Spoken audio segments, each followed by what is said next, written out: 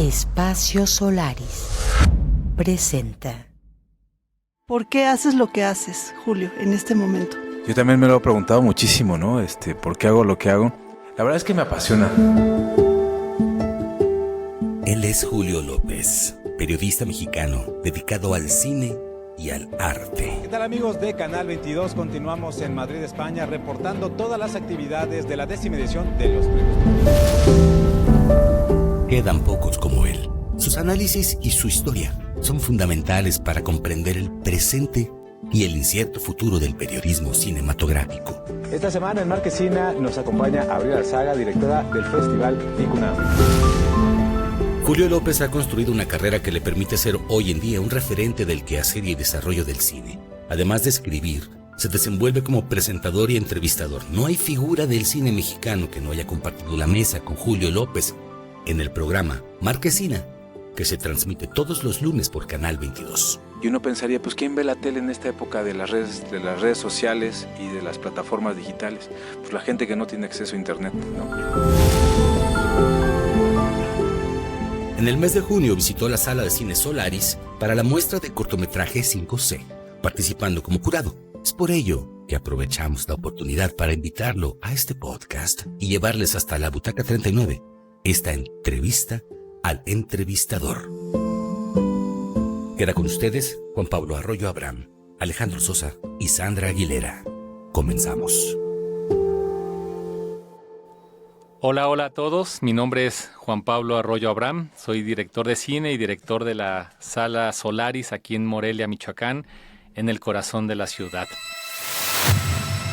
El día de hoy estamos muy contentos en tener a un gran periodista, un buen amigo y un gran conocedor del séptimo arte, quien es Julio López, quien ya nos ha visitado en anteriores ocasiones, cubriendo notas aquí en la ciudad de Morelia, y el día de hoy lo tuvimos como un invitado súper especial, dando una masterclass en Solaris sobre periodismo cinematográfico y también siendo jurado de la muestra 5C. Bienvenido, Julio, gracias por estar aquí con nosotros el día de hoy. Y también nos acompañan aquí nuestros colaboradores, iniciadores de este gran proyecto llamado Solaris y Butaca 39, Sandra Aguilera y Alejandro Sosa. Bienvenidos. Hola a todas y todos, bienvenido Julio a este podcast Butaca 39 en el marco de la muestra 5C de la 6ª edición. Nos da mucho gusto tenerte por aquí.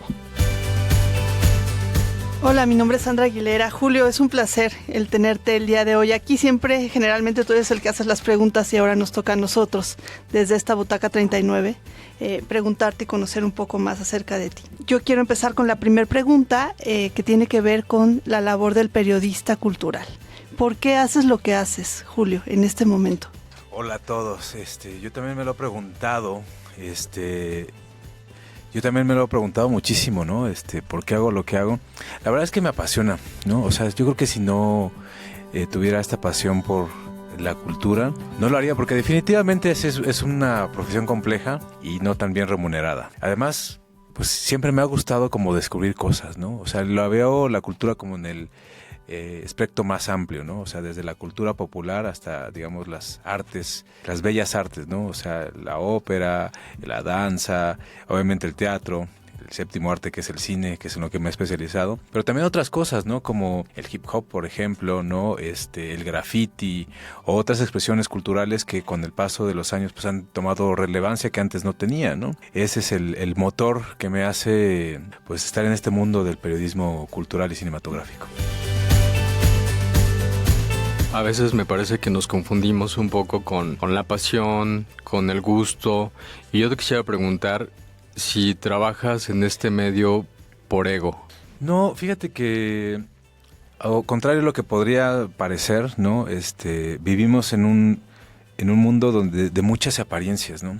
Cada día me alejo más de ese mundo. En realidad, a pesar de, como te digo, de las apariencias, yo me considero una persona que es solitaria, ¿no? O sea, me gusta hacer muchas cosas solo, ir al cine solo, ir al teatro solo, andar en bici solo. Y cada día me cuesta más trabajo ir a lo mejor a las grandes fiestas de las grandes películas, ¿no? Me parecen a veces es necesario ir para tener los contactos y seguir presente, pero también me parece que también es un mundo como muy frívolo y vacío para mí, ¿no? Cada día siento que tengo menos que ver con ese tipo de personas. Tal vez esto tiene que ver con la pandemia, que nos dimos cuenta que había personas que habías dejado de ver y que era necesario de pronto tenerlas muchos más cerca, ¿no? Entonces cada día busco yo soy una persona que tiene relaciones como muy a largo plazo, ¿no? Mis amigos de la primaria siguen siendo mis amigos y siguen siendo las personas con las que más a las que más frecuento, ¿no? Jugábamos fútbol en la primaria y seguimos jugando fútbol ahora. Yo ya tengo 40 años, ¿no? Entonces seguimos jugando fútbol. Cada día dejo entrar menos personas a mi vida, ¿no? Porque cada día tengo menos tiempo y casi siempre que tengo tiempo, pues quiero que sea tiempo de calidad. El ego, o sea, yo siento que no tengo nada que presumir y entonces en ese sentido tampoco siento que el ego mueva algo de mi vida. Es bonito cuando de pronto te invitan como a formar parte de esos proyectos, ¿no? Que te toman en consideración para ciertas cosas, pero también se los he dicho. Hace rato estábamos en la charla y veía a los personajes que he entrevistado. Yo mismo me digo, ¿no? Pues los entrevistaste, los conociste 5 minutos y luego se acabó. Luego regresas a tu casa en bicicleta o en el metro. A veces sin comer, a veces sin tanto dinero en la bolsa, ¿no? A veces cargando un montón de problemas. Y entonces, pues el ego, ¿dónde queda, no? ¿O para qué sirve? Creo que también, digamos, en este mundo donde todo es apariencia, lo que de pronto es como original o diferente, también lo aprecian otras personas. Hace rato hablábamos de por qué de pronto la gente tiene como cierta confianza conmigo. Tal vez porque nunca trato de aparentar algo que no soy. Y desde ese punto de vista, pues no tampoco me interesa, ¿no? O sea, quien se quiera quedar conmigo como soy, pues está bien. Y si no, pues ya cada quien tomará su rumbo, ¿no? Fíjate que tú has tenido la oportunidad de entrevistar a muchísimos cineastas y actores culturales, ya sea muy conocidos o no muy conocidos, pero hace rato mencionaste algo muy padre, que es importante tratar de la misma manera al cineasta que va iniciando como al cineasta que ya tiene mucha trayectoria. Obviamente el tema del ego pues podría jugar un papel traicionero en el caso de un entrevistador, de un periodista, de un comunicólogo, porque al final de cuentas podrías sentirte de alguna manera un poco inflado, ¿no? No es así en tu caso. Yo hace rato te reconocí como un periodista caballeroso. Dicen que se logra atrapar más moscas con miel que con vinagre, ¿no? Pues en ese sentido creo que la gente quiere estar contigo, ¿no? Y yo te quería preguntar, tú que te has vuelto un testigo, un termómetro, ¿cómo ves, uno, la cultura cinematográfica en México y dos, la producción cinematográfica en México como una industria, como una fábrica de contenidos, no forzosamente en el tema económico, de hecho no en el tema económico? ¿Cómo ves tú, a través de los tantos años que ya llevas en este medio, la identidad que estamos adquiriendo en México como una cultura cinematográfica? Sí, digo, a lo mejor también hay que empezar diciendo que México es el gran gigante de Latinoamérica de la producción audiovisual, ¿no?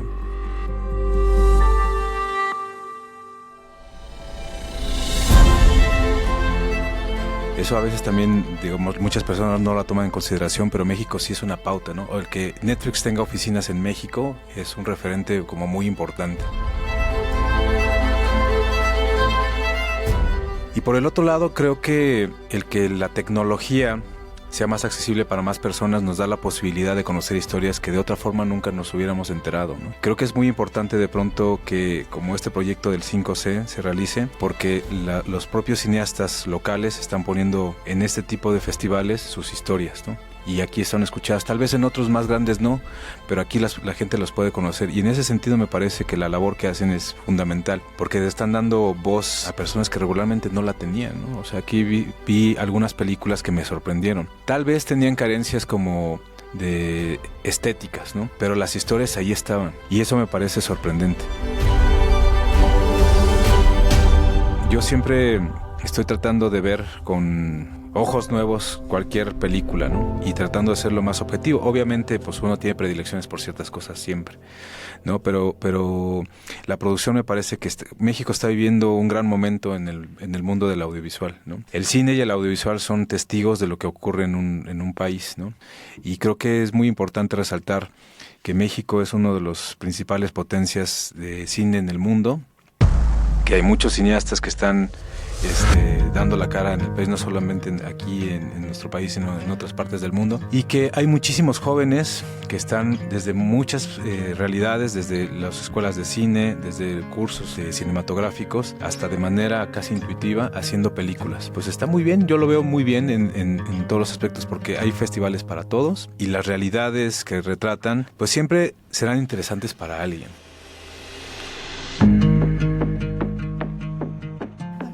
Estas nuevas plataformas y de esta generación de contenidos no en espacios formales, a mí me gustaría mucho platicar, que tú nos compartieras desde el periodismo. Julio, tú has trabajado en una institución, pues un medio tradicional, el Canal 22, has desarrollado tu carrera.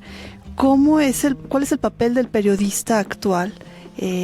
Ya como puedes generar tus propios contenidos a través de tu canal de YouTube o de tus redes, de tus TikToks. ¿Cómo conviertes ese papel o cómo balanceas ese papel entre la credibilidad que tú tienes a través de tu trayectoria como periodista y no ser un influencer? O sea, ¿cuál es la línea ahí que debes marcar y hacia dónde debe dirigir el contenido, sabiendo sobre todo que tus contenidos son para un público muy específico? Estamos hablando de cultura, de cine y de cine latinoamericano. Sí, pues la verdad es que ser influencer y ser periodista son trabajos como diferentes, pero son trabajos, ¿no? O sea, más allá de que estemos de acuerdo con los influencers o no, a mí no me da tiempo de ser influencer, ¿no? Mis redes sociales son como muy pobres en ese sentido, porque pues de pronto no tengo el tiempo de estar subiendo todo lo que yo genero. Y además, digamos, entre la televisión, que son como, ya lo decía, es un medio como muy tradicional, pues los lenguajes son completamente diferentes, ¿no? A veces subo algunas de las cosas que hago a mis redes sociales, pero no funcionan igual, ¿no? Tampoco no sé si me interesa estar como en ese límite entre una cosa y otra. Creo que lo que hago lo hago bien, y a veces todavía muchas personas como desestiman la televisión, creen que la televisión se acabó, y entonces otra vez volvemos al tema como de las realidades, ¿no?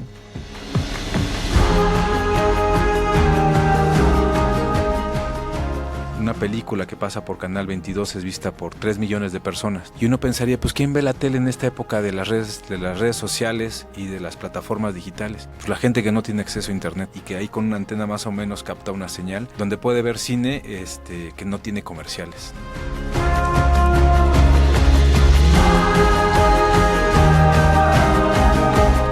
Es necesario a veces tener redes sociales, en mi caso, por ejemplo, tener seguidores, porque a veces eso está determinando si te dan o no una entrevista, por ejemplo, ¿no? Pues también te abre posibilidades que a lo mejor antes no tenías, como simplemente invitarte a dar una charla, ¿no? Porque pues eres más o menos conocido. Porque para mí es muy importante también mi privacidad, ¿no? Prefiero tener como bajo perfil en ese sentido, y creo que con todo lo que se ha visto también, la fama, llamémosle así, ¿no? Puede ser un arma de dos filos, y con algo que prefiero no lidiar. Butaca 39. Continuamos. Con todo lo que has hecho en tu trabajo, bueno, pues has hablado con muchísima gente y has conocido los diferentes discursos, pues, de cineastas, de gente que está en el medio cinematográfico, en el arte en general, incluso pues veíamos que en algunos aspectos más políticos y sociales. A mí me gustaría saber si todo eso te ha impregnado, y desde luego pues somos repetidores de alguna manera de discursos, y si es así, si sigues conservando a un Julio en esencia, y quién es ese Julio, qué objetivos tiene, cuál es su sueño, qué tanto ha ido cambiando como esa ruta que a lo mejor tenía trazada Julio, el niño, el adolescente, el joven, qué tanto se ha contaminado o qué tanto se ha beneficiado de todos estos discursos, y cuál es tu objetivo ahora. Fíjate que, por ejemplo, siempre busco hablar con la gente. Me gusta mucho viajar y siempre trato de hablar con la gente local. Más allá de que mi trabajo sea ir a entrevistar, o no sé, acabo de ir a Madrid y fui a los premios Platino, ¿no? Entonces tuve la oportunidad de platicar, por ejemplo, con Ricardo Darín, ¿no? Un actor argentino, uno de los más famosos en la actualidad.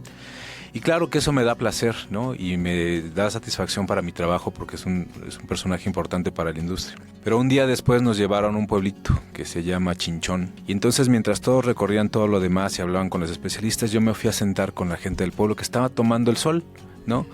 Y eso son, a lo mejor no subí la foto con Ricardo Darín o no me interesó tomármelo, pero sí me interesó tomarme una foto con esas personas y quedármelo ahí para mí. Nunca, o sea, soy como muy soñador, pero muy a corto plazo y siempre como sentado en una realidad, porque las desilusiones también son muy grandes. Y entonces cuando me dicen vas a ir a los Premios Platino a Madrid, yo nunca pensé que fuera a ir, pero ya estoy ahí.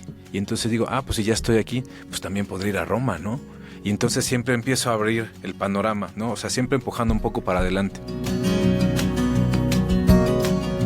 Yo les había comentado hace un ratito, hice mi servicio social en Canal 22. Nunca pensé que me fuera a dedicar al mundo del cine, ¿no? Alguien me dijo en alguna ocasión, hiciera una pequeña notita sobre una película que estaba ahí, y yo la hice, ¿no? Y me dijeron, pues haz otra, y haz otra. El cine siempre me gustó. Digo que siempre he sido como muy solitario en mi forma de ser desde niño, ¿no? Y entonces me iba en bici a un lugar donde yo entrenaba karate. Los martes iba al karate y los miércoles me iba a ver una película porque te regalaban las palomitas. O sea, sí vi Colmillo Blanco, Bernardo y Bianca en Cangurolandia, por ejemplo. Y así vi muchas películas en ese cineclub sin pensar que muchos años después iba a estar dedicándome a esto, ¿no? En realidad siempre dejo muy poco la suerte, ¿no? Siempre estoy como viendo posibilidades de las circunstancias que pueden ocurrir. Hace rato que venía para acá, tenía como todo el día planeado y fueron cambiando cosas en el camino. Terminé llegando un poco más tarde de lo que tenía planeado, pero más bien siempre estoy como abierto a las posibilidades y cómo utilizar esas posibilidades que a veces muchas veces son en contra, utilizarlas a favor. Y sobre los sueños, pues yo digo que todos los días es un poco vivir el sueño, ¿no? O sea, nunca pensé que ser invitado a un lugar, a un festival, para venir a hablar de mi trabajo, ¿no? Para mí eso ya es un sueño, ¿no? Y ya estoy aquí.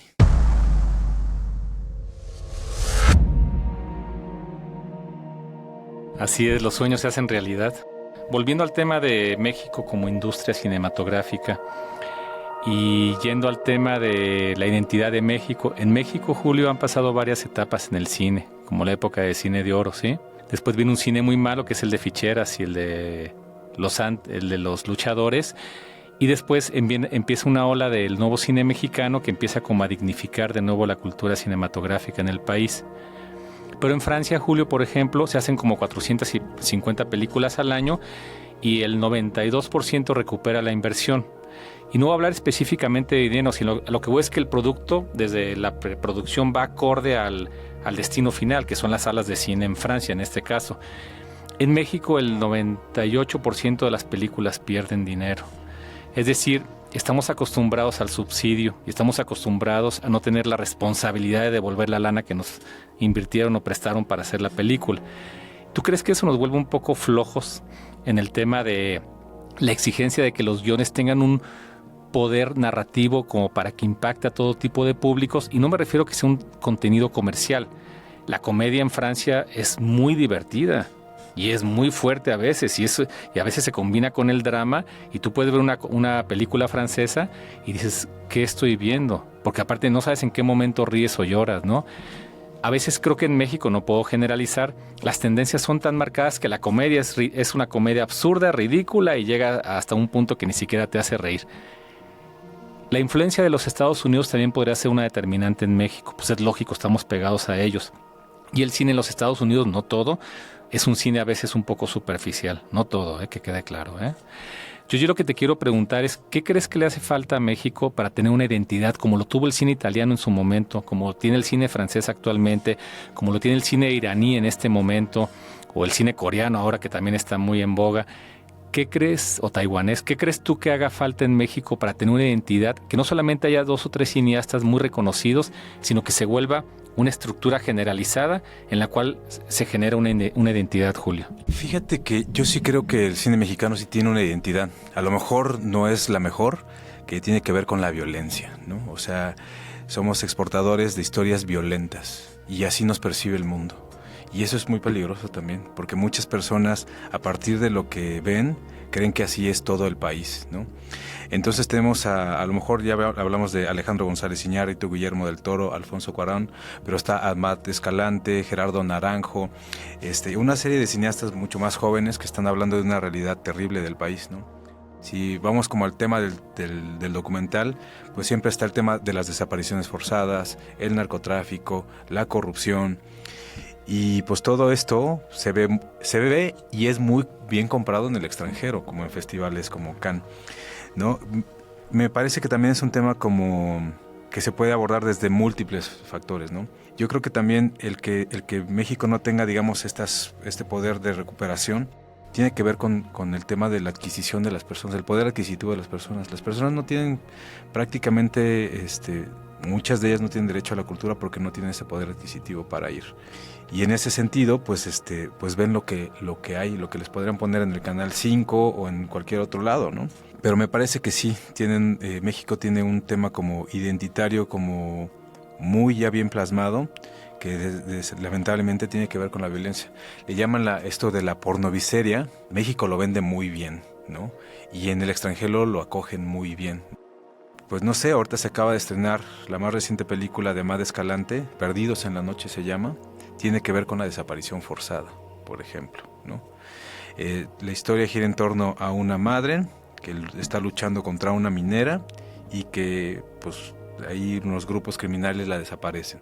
Entonces el hijo empieza a buscar a su madre y a tratar de tomar venganza, ¿no?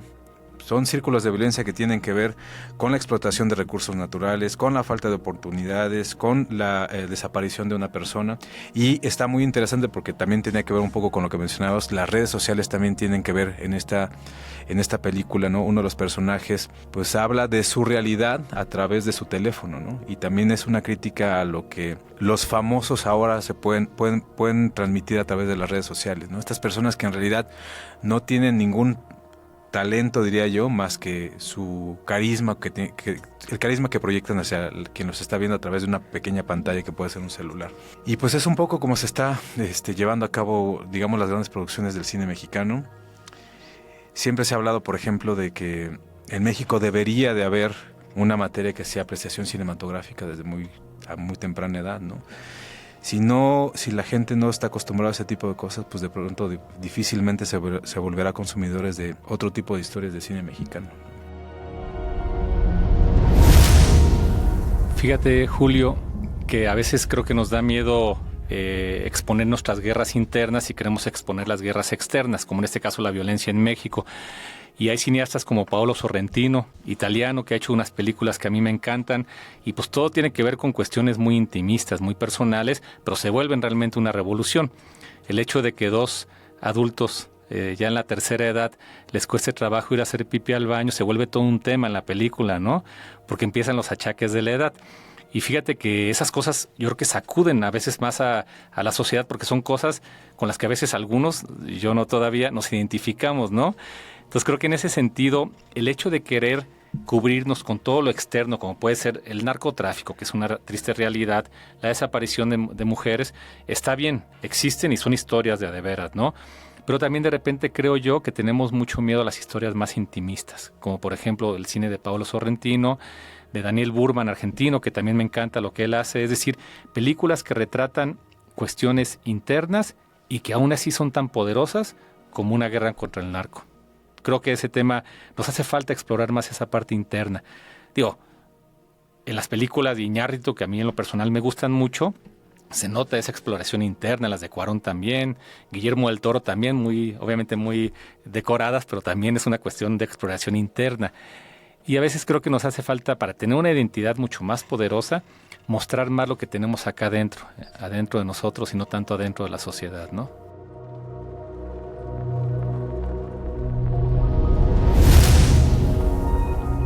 Fíjate que respecto a ese tema, donde lo podemos ver muy claro, es en el cine realizado desde las comunidades indígenas, ¿no? Regularmente estas historias siempre eran contadas por personas externas, ¿no? Por no ponerle un color de piel. Y entonces llevamos unos años, a través de muchos programas y obviamente el acceso a la tecnología que ha sido más barato, que muchas personas están contando sus historias desde el interior. Entonces encontramos una película documental, como lo es Mamá, de un cineasta que se llama Shun Zero, que habla del machismo que él mismo ejerce sobre su madre, ¿no? O sea, ¿qué más intimista que decir, soy macho y lo estoy ejerciendo ese machista hacia mi madre? Le echo la culpa de que tal vez mi padre nos haya abandonado, ¿no?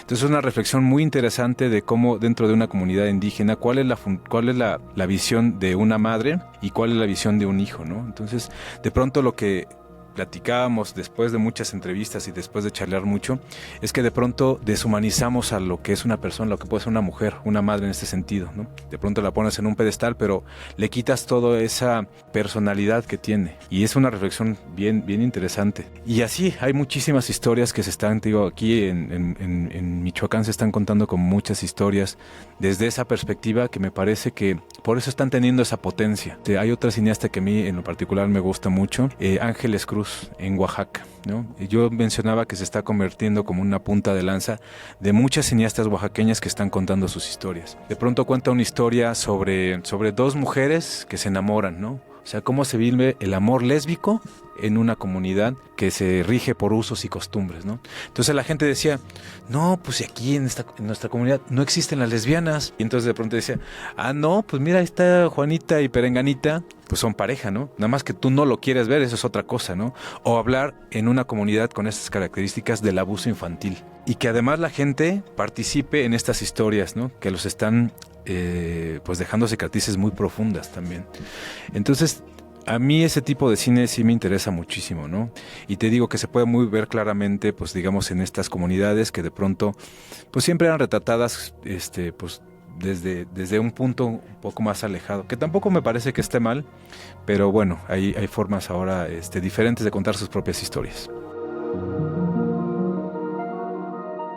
Y hablando de esta pasión que sientes por el cine y de las entrevistas que has realizado, porque hemos visto que has realizado a los grandes cineastas mexicanos, ahorita hablabas de Ricardo Darín, argentino, ¿a quién te ilusiona entrevistar próximamente? No lo sé. Nunca he pensado o sea, a lo mejor Martin Scorsese, por ejemplo, ¿no? No, ahí sí la lista es infinita, ¿no?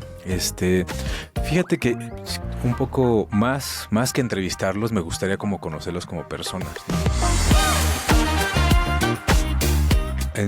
Una de las entrevistas más difíciles que he tenido es con el maestro Felipe Casals, ¿no? Yo estaba muy joven y estaba empezando en este mundo de la cinematografía y me mandaban a entrevistarlo porque le daban un homenaje por la película El Apando. Y entonces le dije, oiga maestro, ¿me puede dar una entrevista? Y me miró como por debajo del hombro y me dijo, escríbame las preguntas. Así me respondió y yo me saqué mucho de onda, ¿no? Nunca me había sucedido eso y evidentemente en ese momento no tenía pues como ni las tablas ni ninguna forma como de responderle. Entonces lo único que fue a conseguir una hoja, escribí las preguntas, las vio. Y dije, está bien, le voy a dar la entrevista. Hicimos la entrevista, le gustó bastante y después nos hicimos muy buenos amigos, ¿no?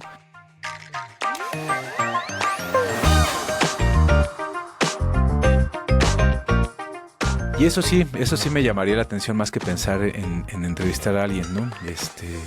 A lo mejor, no sé, a lo mejor me hubiera gustado entrevistar a uno de los que ya se murieron, ¿no? Al Indio Fernández, por ejemplo, ¿no?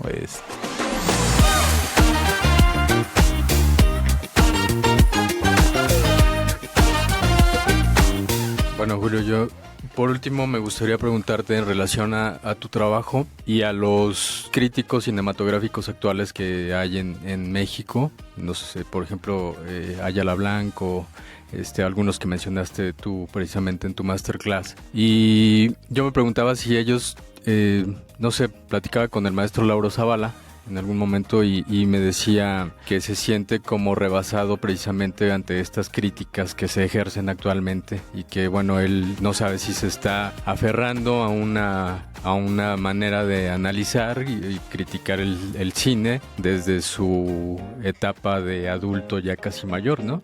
Entonces, mi pregunta es, ¿qué pasa con estos críticos, analistas cinematográficos actuales y hacia dónde va precisamente la crítica y el análisis cinematográfico en México desde el punto de vista teórico y pues con esto que está surgiendo, estos movimientos que están surgiendo en donde pues cualquiera es crítico, cualquiera analiza, cualquiera saca un podcast, una reseña, un artículo, todos tienen un canal, etcétera?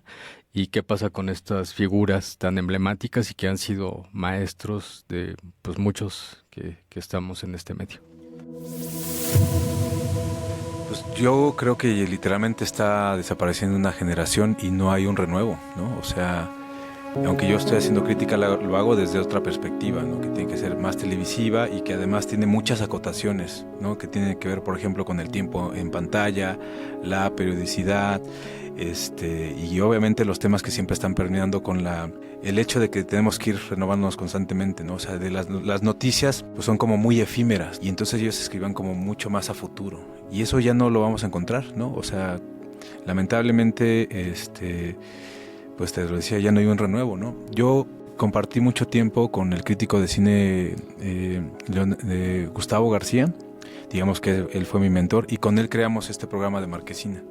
Pues literalmente yo era su aprendiz, por no decir su achichincle, ¿no? Me daba muchísima pena de pronto pues estar al lado de alguien que conocía todo y que me daba la oportunidad de decir algo, ¿no? Entonces obviamente me sentía como muy superado por su conocimiento, pero era muy generoso. Y eso ya se perdió, ¿no? Ya se perdió completamente. También lo decía hace rato, estos grandes críticos de cine ya no tienen los espacios que antes tenían. Han reducido prácticamente todas las secciones en los periódicos y en los noticieros a nada, ¿no? Por ahí Leonardo García Tsao escribe en La Jornada, que es una cooperativa y que por eso tiene ahí algún espacio. Pero Jorge Ayala Blanco dejó de escribir en El Financiero, por ejemplo, y entonces por ahí, ¿no? O sea, afortunadamente, en el caso específico de Jorge Ayala Blanco, no es lo único que hace, ¿no? O sea, da clases y tiene pues una gran bibliografía, ¿no? Es uno de los estudiosos del cine mexicano más grandes. Laura Zavala también, tal vez no lo ha visualizado de esa forma, pero hay muchísimas personas que están ávidas de conocer pues todo lo que ha escrito, ¿no? Sus manuales son indispensables para cualquier persona que quiera estudiar cine, sus análisis son imprescindibles. Tal vez, ¿no? Al paso de los años nos daremos cuenta de la importancia de estos personajes, que como decía, ya no hay un renuevo, ¿no? Hay muy pocos. Ahora todo el mundo quiere hacer críticas de cine en 140 caracteres, ¿no? A tuitazo limpio. Y eso pues está difícil, ¿no? Te digo, a veces los medios de comunicación, a mí cada día me piden hacer textos más pequeños, ¿no? Porque supuestamente la gente ya no les pone atención a textos largos, ¿no? Yo creo que no les pone atención porque pues, a lo mejor las notas no son tan buenas, ¿no? Pero sí, es muy triste lo que está pasando, digamos, con la crítica, no solamente cinematográfica, sino en general, ¿no? O sea, cada día hay menos voces críticas y cada día hay más voces de influencers, ¿saben? Opinando sobre cualquier cosa, ¿no? Y diciendo cualquier barbaridad. Eso, pues sí está raro y está feo, pues. Butaca 39. Continuamos. Oye, fíjate, Julio, que los críticos de arte en general pueden ser muy peligrosos también, ¿eh? Porque te pueden destruir las ilusiones de un artista, ¿no?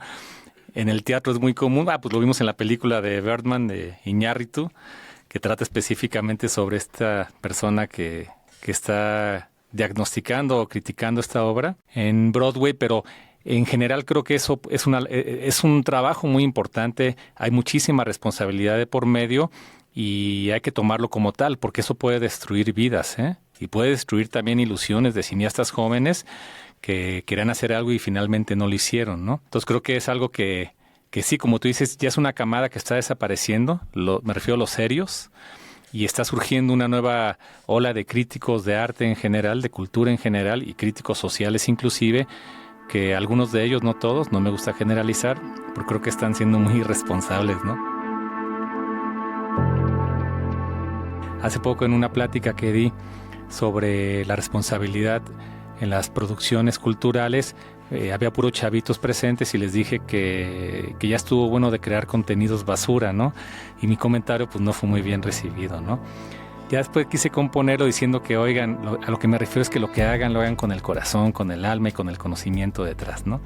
No sé si corregí la situación o no, pero sucedió eso porque yo mismo, yo tengo 10 años más que tú, estoy en una escuela un poco más antigua, probablemente, y yo mismo a veces caigo en ese como adversión, como odio hacia los nuevos contenidos porque así siento que no aportan nada y están haciendo mucho ruido. Todo este rollo que te estoy echando para decirte, tú mantente en donde estás, Julio, porque realmente yo a ti te respeto mucho como periodista y creo que no hay que, sí evoluciona, claro, hay que actualizarnos, evolucionar, pues es parte de la vida, no hay que quedarnos en una zona de confort, pero no hay que transformarse en algo que no somos. Creo que el periodismo que haces tú es un periodismo de primer nivel y es así como te percibimos toda la gente. y me siento tan identificada contigo cada que te escucho a través de la pantalla, pero cada que tenemos el placer y el gusto de que estés aquí en Morelia visitándonos y ahora más dentro de esta cabina de la Sala Solaris. Y me gustaría pues compartir que esta pasión pues no se apague, ¿no? Nunca, que escuchar este tipo de crítica nos beneficia a todos como sociedad. Sí estamos pasando por un momento difícil en la que la crítica se está volviendo muy superficial, creo, pero es necesaria en todos los sentidos. Y bueno, aunque sea un nicho tan peculiar, ¿no? El de la cultura, el del cine, lo que tú haces me parece que es indispensable para poder seguir teniendo contenidos culturales de calidad. Así que te agradezco muchísimo el que nos acompañes hoy y el que podamos reforzar con tu presencia, con tu ojo crítico, este programa de selección de la muestra 5C a través del jurado y del papel que jugaste en esta sexta edición. Muchísimas gracias, Julio. Julio, bueno, pues agradecerte mucho tu presencia, ser parte del jurado de esta sexta edición de la muestra 5C y bueno, pues formar parte de este grupo de responsables de no solamente los contenidos que se generan, sino de lo que consumimos. Es la intención precisamente que también nos hagamos responsables del consumo de los contenidos y bueno, pues con esta intención agradecemos mucho que te sumes a estos proyectos, a este proyecto de Butaca 39 y bueno, pues agradecerte. Me da mucho gusto haberte saludado aquí en Morelia y seguramente nos estaremos viendo. Bueno, pues yo encantado de estar aquí con ustedes y nada más para un poco cerrar la frase que te decía hace rato y que no recordaba como de manera precisa, es: la suerte no es más que el meditado cuidado de todos los detalles, ¿no? Entonces, un poco lo que quiero decir es que pues más bien es siempre trabajo, ¿no? Dejar a la suerte lo menos posible. Y pues no, agradecerles muchísimo que me hayan invitado y espero no haber echado tanto rollo.